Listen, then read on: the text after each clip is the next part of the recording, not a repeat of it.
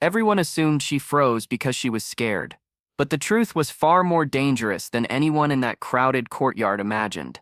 General Marcus Hale slammed the cleaver down beside her neck, close enough that the blade quivered in the wooden chopping block. A hush fell over the sunny field kitchen. Dust swirled through the warm daylight as soldiers stopped eating. Their breaths caught mid-air, and there she stood, Elena Hart, chin lifted, heartbeat steady, eyes calm in a way that only came from surviving things no one else could name. Before I tell you what happened next, tell me in the comments where you're watching from. I love knowing who's listening. Hale leaned in, his voice dripping with disdain. He called her little cook, mocking the apron she'd been assigned for temporary duty. But she noticed something he didn't. The faint tremor in his left hand, the way sweat gathered under his spotless collar despite the cool morning breeze. She had seen men like him before, loud, decorated, worshipped by juniors, but hollow where it mattered most. He jabbed the cleaver closer, nicking a single strand of her hair. Soldiers murmured, shifting nervously. A metal tray fell somewhere behind them, clattering like a warning the wind refused to carry away. Elena didn't blink. She simply wondered how far a man like him would go if no one ever held him accountable. She thought she'd never see another officer abuse his power again. She was wrong. Hale accused her of disrespecting rank, of standing too tall for a kitchen girl. Elena could feel the sun warming her shoulders, grounding her. She reminded herself to breathe, though memories of waves, darkness, and cold steel flickered like ghosts behind her eyes. Navy SEAL training left its marks, but those scars didn't show on skin. They lived in her reactions, her instincts, her silence.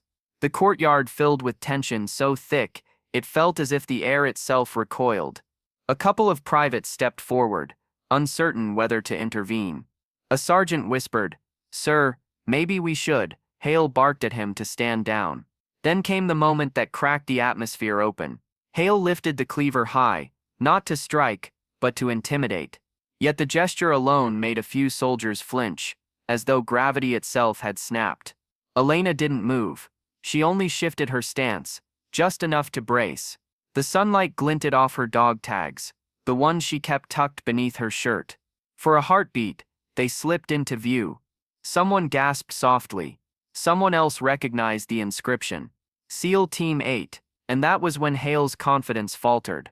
He saw the tags. He saw what he had missed. He saw the storm behind her quiet eyes. Micro cliffhanger. He opened his mouth, then shut it again, for the first time unsure of his authority.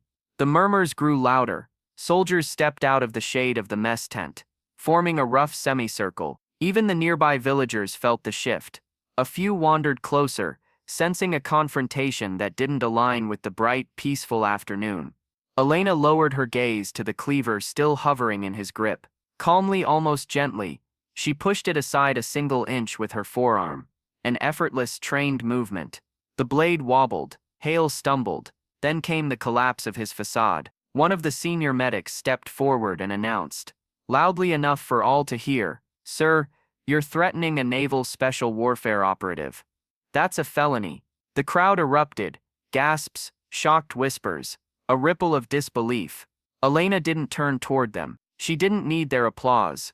Her voice when she finally spoke was soft. "Respect goes both ways, General." The military police arrived like a coordinated wave, uniforms crisp, boots thudding in perfect rhythm. Sunlight flashed off their gear as they surrounded Hale.